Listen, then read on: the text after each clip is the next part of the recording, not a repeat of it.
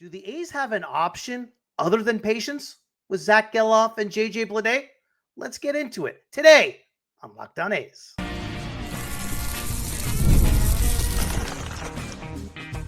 You are Locked On A's, your daily podcast on the Athletics, part of the Locked On Podcast Network. Your team every day. Welcome to Locked On A's, part of the Locked On Podcast Network, your team every day. I am your host, Booney. That's right, only one name, all passion. I've been an A's fan now for over 40 years. I've seen it all. I've seen Ricky run wild. I've seen the Bash brothers hit absolute bombs in the Coliseum. I've seen the big three, Hudson, Zito, Mulder, Deal. I saw what they put up in the Coliseum, Mount Davis. That was awful. I've gone through the saga of Howard Terminal, but now we are stacking chips and we are building a dynasty for 2028 Las Vegas. We're making noise now with a young crop of kids that is beginning to be the envy of all of Major League Baseball. We are free and available wherever you get your podcast, including YouTube. So do me a favor and punch that subscribe button wherever you are following the show. And if you can, go to Podbay, Apple Podcast, whatever it is, and give me a 5-star review. It does help. Today's episode is brought to you in part by FanDuel. Right now, new customers can bet just $5. And if your bet wins, you'll get $300 in bonus bets to use across the app. Download the app today. We have an incredible show for you today. Happy Friday to everybody. You always hear me talk about at the intro of the show that we're building a dynasty for 2028 Vegas, and I believe we are. It got me to thinking, when did the original dynasty start? 1972, Game 7. A's in Cincinnati against the Big Red Machine. Do you know what happened that game? To be honest, I forgot as well. I know the A's won, but today we are reliving it. That's later. Speaking of the Reds, a desperate Reds team, only 2 games back of the wild card, are coming to Sacramento to play the A's in a 3-game set. We're going to preview that series. First, the A's are sitting on 2 players who could very well define the next chapter of this franchise. JJ Bleday and Zack Gelof. Both have already given fans flashes of absolute brilliance. Bleday, smooth left-handed swing and gap power. Gelof's burst of speed and ability to change the game with one big swing and stolen base. And of course, his glove. Gelof has turned out to be a Gold Glove caliber second baseman. But for every moment of excitement, there have been stretches that test patience, slumps, strikeouts, defensive miscues, injuries that stall momentum. It's easy for fans, for me, to look at the box score and think, hey, these guys just are not it. I have said that on many of occasions. But the truth is, growth in Major League Baseball doesn't always follow a straight line. David Force was recently on A's Cast with Townsy, and he emphasized patience with Gelof and Bleday, and it got me to think. Sure, I have been critical of both. And are these 2 really worth the wait? Is my criticism fair? Should I look at the opposing side? The opposing side, that's point is that struggles are not necessarily red flags, but necessary steps in the development of players who still have the talent to be cornerstones. We will break down what Bleday is learning in center field, why Gelof's adjustments at the plate matter, and why the A's need to give them both the reps, the leash, and the time to figure it out. Because if we are serious about building something lasting in Sacramento and beyond? We can't just demand results tomorrow. We have to let these guys fail. And they have, and they've succeeded. But along with failure comes learning and growth into the kind of players who can help raise banners down the line. Today, we dig deep on what each player has done, what he struggles with, what the numbers suggest, and why patience isn't just a virtue. It might be the only way the A's make something sustainable here. J.J. Bleday, selected 4th overall in 2019 by the Miami Marlins, traded for the A's for A.J. Puck. Big expectations. First full season as everyday center fielder was last year. Played 159 games. He showed some power, 20 bombs, did well against both left-handed and right-handed pitching. Some struggles. Defensively, obviously, less than average, but serviceable. Reads, range, route taking, all need refinement. But center field and one of the corner outfield positions are two different worlds. Zack Gelof, athletic, dynamic. In his rookie 2023 season, Gelof showed power, speed, extra base hits. He was able to steal bases. And as of late, last year including, and this year, he has shown a gold glove caliber type of glove. And we saw that on Wednesday against Boston with a diving snag up the middle. But 2024 was rough. Heavy strikeout rate. He led the AL in Ks. Lowest on-base percentage in some AL full season comparisons. Many ups and downs, injuries, fractured wrist in spring training, then stress reaction in his ribs early this year. All those have disrupted his rhythm. Bleday's trends. Last year was a solid season for him, especially for a player transitioning to center field. He showed more power, home runs, doubles. His walk rate was high. He draws walks. That means he's not completely selling out for swing for power. He has some discipline. He's improved versus lefties. This year especially.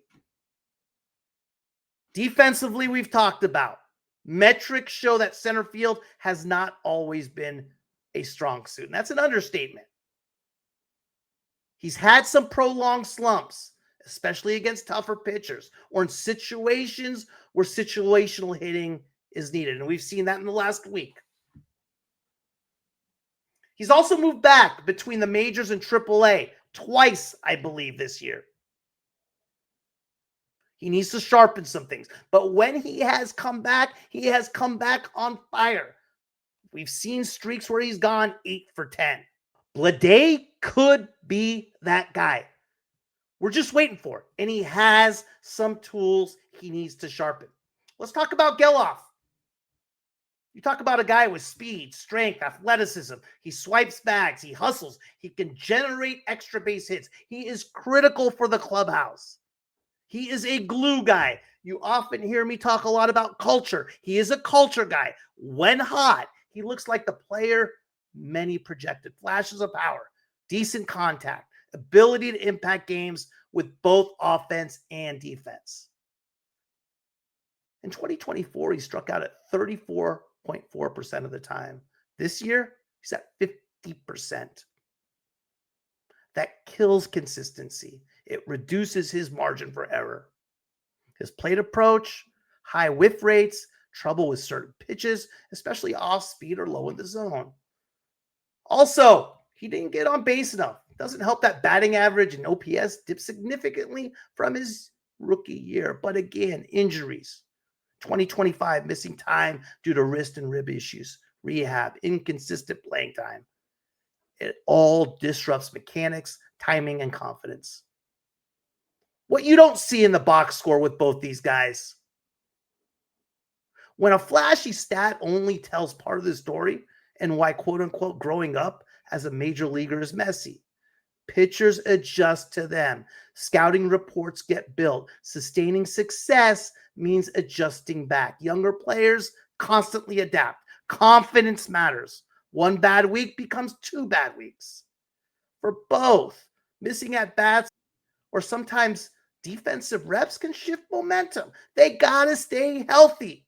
For Gelof, surgery, then ribs. For Bleday, shuttling between AAA and majors damages rhythm. Major league pitchers will exploit weak spots.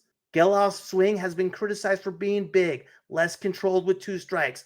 Bleday needs situational hitting. Recognize what's being thrown and when. Learning to lay off bad pitches. Fight back when behind in the count and stay within an approach. The A's have changed parks, outfield dimensions, coaching staff, possibly approaches. Bleday pointed out that his home field transition in 2025 feels like playing on the road. But there is signs of hope. Here's where the patience case gets strength. For Bleday, his improvement in 2024 over the prior seasons, more home runs, better splits, more plate appearances, and relative improvement versus lefties. Bleday's lefty stats are off the charts. He's put on strength. He feels stronger in the box. That has payoff. Better exit velocities, ability to drive pitches, stay on them. He was an everyday center fielder, which means a lot of reps, more chance to fail, more chance to succeed. That kind of usage builds growth. For Gelof, he has elite tools. Speed, strength, athleticism aren't going away. Defensively, he is elite. Steals, range, hustle are all still there. When he's healthy, he could be one of the best second basemen in all of baseball. Yes, you heard me say it. He's been hurt, man. He has to work on his plate discipline and contact. Reports suggest that one of the biggest keys is reducing strikeouts and swing and miss. When that improves, everything else follows. I care about Gelof making contact. I don't care that he goes 0 for 4. I care that he doesn't strike out. We've seen flashes. We don't know what they can become yet. The kind of gains that come from letting players work through their swings, their routes, mental approach. They often show up later. If patience is surrendered too early, the team may give up before the payoff. What do we do next? How do the A's, how do we, the fans, should approach the next chapters for Bleday and Gelof? So patience does lead to payoff. First of all, I got to admit I'm wrong. Again, I think we have to be patient. I think we have to wait. Get him consistent playing time, which we've seen with Zack Gelof. We haven't seen with Bleday. I want to see better situational hitting. I want to recognize counts, what pitchers are doing, what is expected. Continue to balance power with contact, especially with 2 strikes. Stay healthy. Stay strong. Durability. Focus on reducing strikeouts. Consistency. Consistency. Consistency. Look for smaller wins. A hard hit ball, a walk, a stolen base, a good read in the outfield. They matter. 2024 stats versus 2025 disruptions. Expectations versus development curves. Support and slumps. Don't assume glass is half empty if a player is seen working, making adjustments, getting reps, staying healthy. That's progress. And as a fan, that's what I got to get better at. I've been far too critical of these two. Have I been wrong? Not necessarily. But at the same time, they're playing hard. They're in shape. They are trying to make adjustments. It shows character. And all that matter in culture, which I'm huge on. JJ Bleday and Zack Gelof are 2 different stories, 2 overlapping journeys. Bleday with a higher draft pedigree, still learning the outfield position, finding consistency. Gelof with electric tools. Moments of brilliance hampered by injuries and strikeouts. Both are not projects, they are real. They belong in the conversation, but neither are finished. Patience doesn't mean turning a blind eye.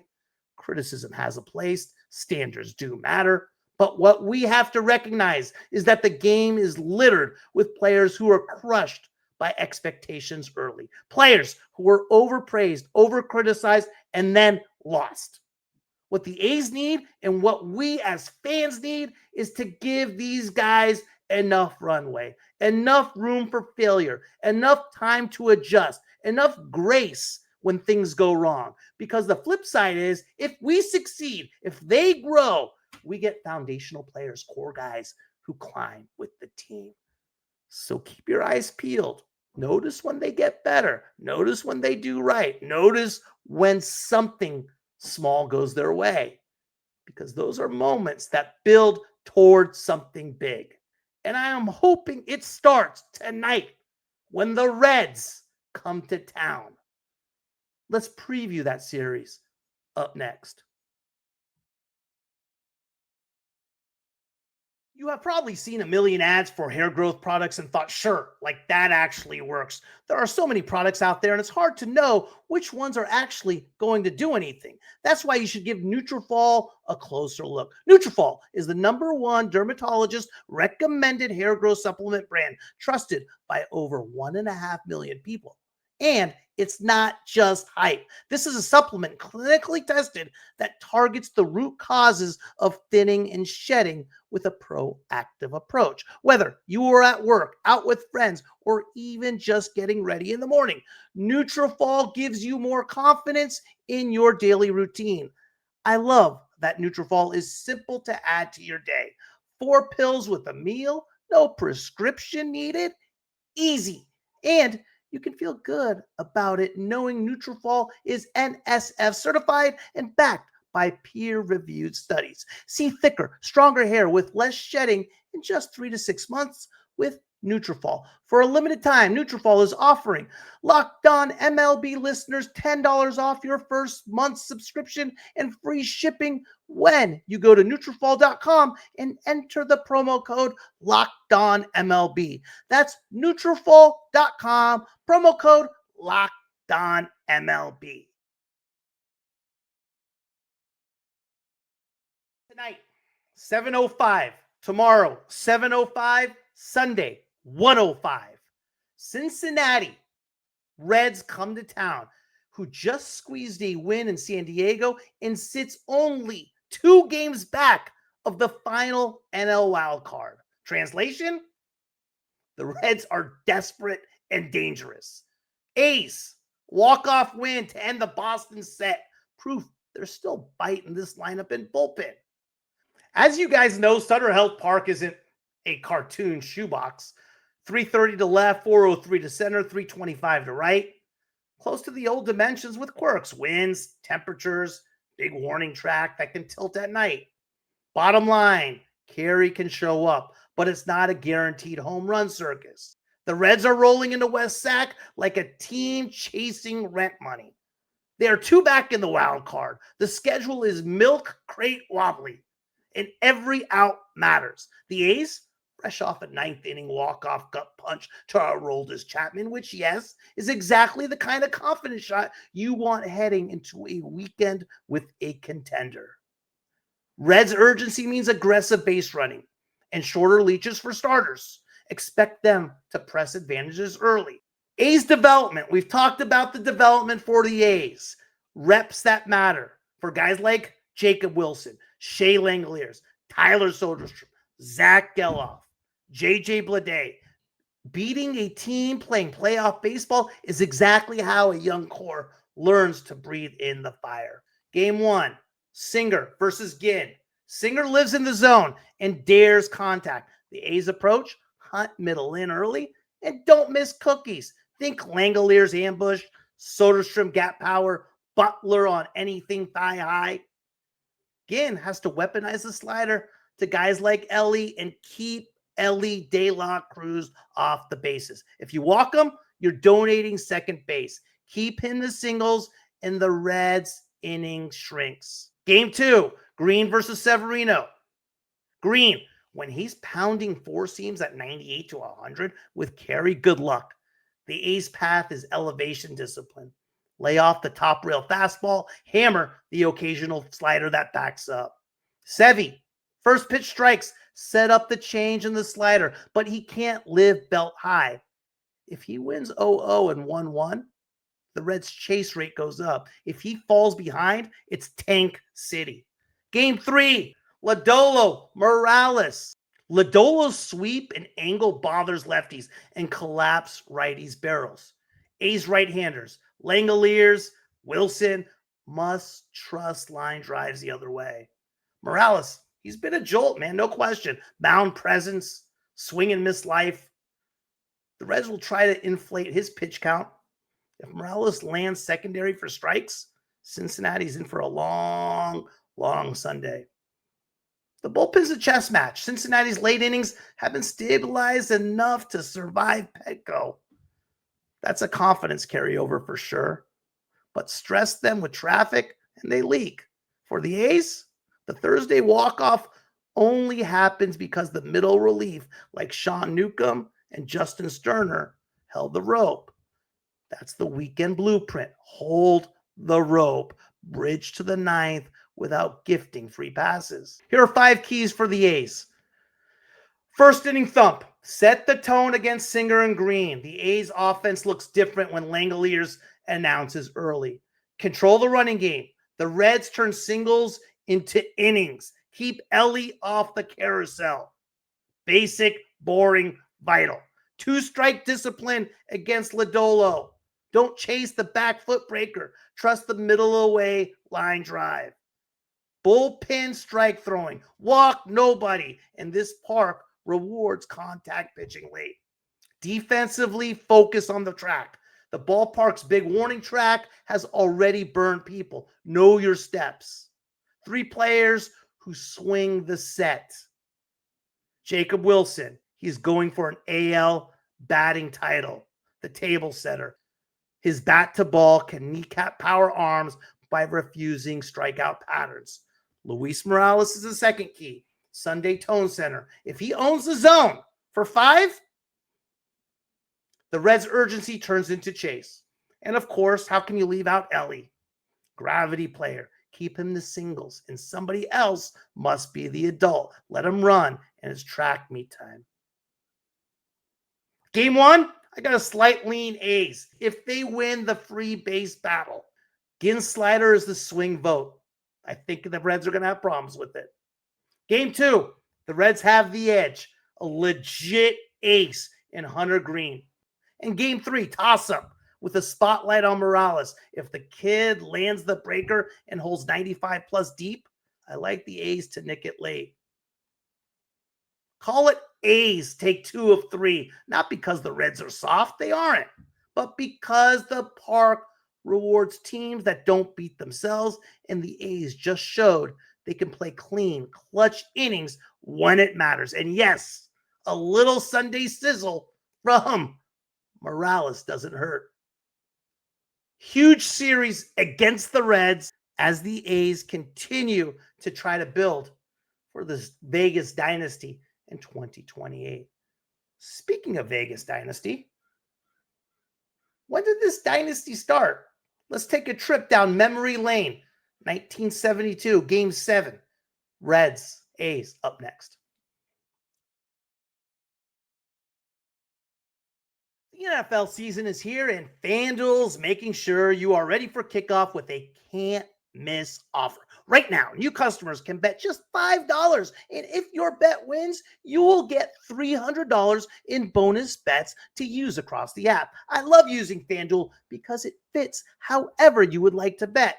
Player props, building a same-game parlay, or even jumping in live as the action unfolds. It makes every game more exciting, whether you are watching your team or just keeping an eye on your fantasy lineup. It's quick, easy, and the best way to add a little more energy to Sundays. So are you ready to play? Download the FanDuel app now by visiting FanDuel.com to get started. That's FanDuel.com to place your first $5 bet. 1972, Game 7, Oakland Athletics against the Big Red Machine, Cincinnati Reds. First, the two teams that met had storms to overcome just to get there. The A's had squeaked by the Detroit Tigers in the ALCS, winning 3-2. Meanwhile, the Reds edged past the Pirates by the same margin in the NLCS. Both came into the Fall Classic battle-scarred, wary but confident. Oakland had a serious blow. Their star, Reggie Jackson, tore a hamstring stealing home in Game 5 of the ALCS, ending his ability to contribute in the World Series. That forced others to step up. Then the series itself unfolded like classic baseball drama. Close games, little room for error, momentum swings. The A's pulled ahead early, winning games 1 and 2 in Cincinnati by narrow margins, thanks to surprising power by backup catcher Ginn. He hit home runs in his first 2 at-bats, but the Reds answered. Game 3 was a pitcher's duel. Game 4 saw the A's win again narrowly. By Game 5, Tennis launched a 3-run bomb to give Oakland a lead. But the Reds fought back late and stole the game in the 9th inning, keeping themselves alive. Game 6 was a blowout by Cincinnati. They exploded offensively and seemed to have found rhythm heading into Game 7.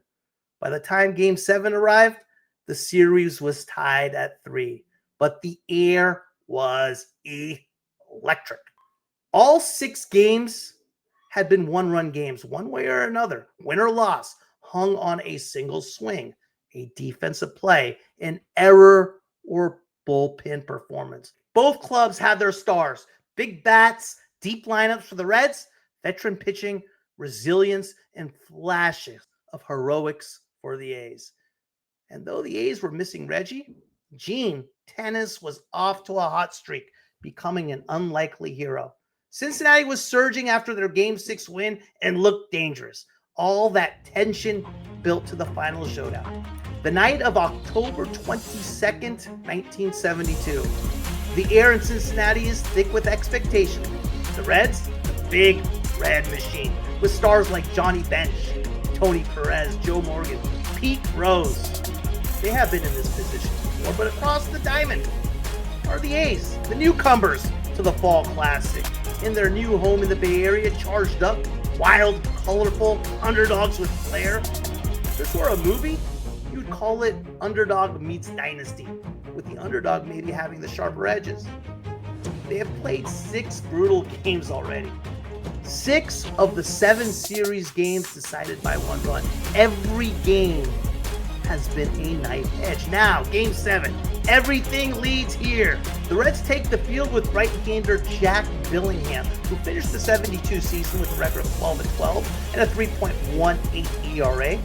The A's counter with Blue Moon Odom, who finished 72 with a 15-6 record and a 2.50 ERA. Both pitchers have to be absolutely perfect. Any mistake will be magnified. Bottom of 1, the A's get a break. Bobby Tolan in center for the Reds misplays a fly ball by Angel Manuel, and it turns into a 3-base error. Manuel reaches third, 2 outs later. Ginn steps to the plate. He hits a single, a sharply bouncing ball off the Astro turf. Over the head of third baseman Dennis Menke. Manuel sprints home. A's lead 1-0. A wild beginning.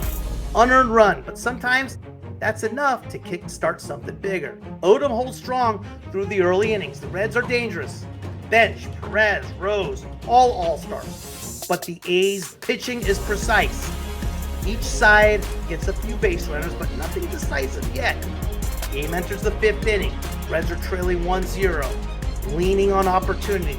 They load the bases. Hal McRae, pitch hitting, steps up, sac fly to center field. Reds tie it at 1, and that's a wrap for Odom as the ace of the A's pitching staff comes into the game to save the day. That's right, Catfish Hunter. Pressure's building. The momentum shifts slightly. The crowd roars.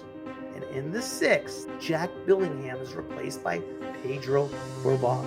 And Gene Tenace comes through again. Doubles. Tenace in this series has been an absolute revelation. This double drives in a run, A's up 2-1. Then the captain, Sal Bando, steps up. Another double. This one is crucial. It's not a long home run, but it's powerful. Smart hitting, gas, precision. He sends in another run. A's lead now 3-1. 2 runs in the 6th give them breathing room. But as always in Game 7s, breathing room feels fragile. In the 8th, with the A's ahead 3-1, Cincinnati loads the bases. Tony Perez comes through with a sac fly. It cuts the lead to 3-2. One more hit, one more mistake, one misplayed ball could flip everything. But you know who the A's turn to? You guessed it. Rollie Fingers. Their closer. The tension is Olympic level. 1, 2, 3 outs away. The Reds aren't done. Tony Perez leads off with a base hit, still dangerous. Finger gets the next batter, Cesar Geronimo, to hit a line drive that looks like it might go for extra bases. But first baseman Mike Hagan makes a diving play, gets the ball, and then scrambles back to the bag to beat Geronimo. Huge defensive play. With the runner on, 2 outs, the A's hang on. The final out caught. Movement, leather, glove, game over. A's win Game 7, 3-2. This wasn't just a win. It was the first World Series title for the A's franchise since 1930 when they were in Philly. It marked the beginning of a dynasty. 3 straight World Series titles. 72, 73, 74. Something the A's are looking to start in 28. Gene Tenace, a player least expected to carry the load, ended up with 2 hits in Game 7, including that early single to score the first run, the RBI in the 6th. Tenace is named World Series MVP. Today, he's still surprised by how things unfolded. In an interview much later, he often says he felt in his zone. Pitches that should have been hard to square up somehow looked unhittable. He's modest about it, talking more about being lucky than seizing opportunity. He also recounts some pretty extreme personal pressure. He was supposedly given death threats from Reds fans during the series, to the extent that he had an FBI escort in Cincinnati. It adds a high human layer to what was already a high-stakes drama. How about Rollie Fingers once described the feeling of standing on the mound in Game 7 with a 1-run lead, 2 outs in the 9th, and Pete Rose coming up to bat. He said every kid dreams about being on the mound for the last out of the World Series, and all of a sudden you are there. He also admitted that even though he'd envisioned that moment many times, enthused by the glory, by the cheers, and by what it means, when it really came, it was different. It wasn't easier. In his words, he thought it would be easier than it turned out to be. He remembered those last few seconds as being among the best of his life, not because of fame, but because of the pure realization of a lifelong dream. He said those moments when everyone in the stadium is watching, when you throw the pitch and you hold your breath, you'd give anything to live them. For the A's, this win was a release of long-held pressure. They hadn't won a World Series since their Philadelphia days. Players like Bando, Tenace, Keegan, Hunter all talk afterward about believing, staying calm when the Reds threatened. The defensive stops, the clutch hits, the bullpen holding firm, these became moments of legend. Stacking chips, building a dynasty for 2028 Las Vegas. It started in 72. It has the same type of feeling.